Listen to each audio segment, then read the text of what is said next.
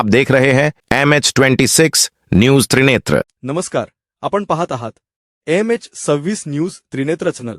मी मुख्य संपादक वंकलवार रघु। चला तर पाहूया आत्ताची ब्रेकिंग न्यूज पाहूया।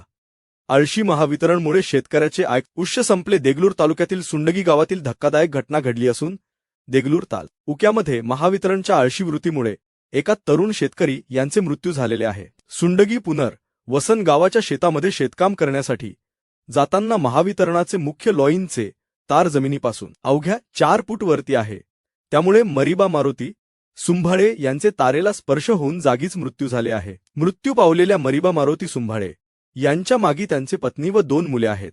या घटनेमुळे परिसरात हळहळ व्यक्त होत आहे आणि पुन्हा एकदा महावितरणाच्या कार्यावर जनतेचा रोष व्यक्त होताना दिसत आहे।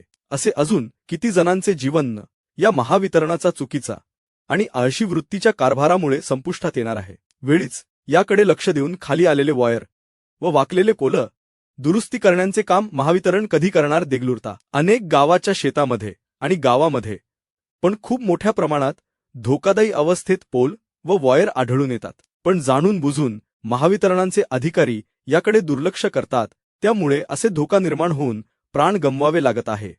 त्यामुळे या घटनेत ही दखल घेऊन मृत्यू पावलेल्या व्यक्तीच्या कुटुंबाला तात्काळ आर्थिक मदत देऊन त्या कुटुंबाला आधार देणे गरजेचे आहे।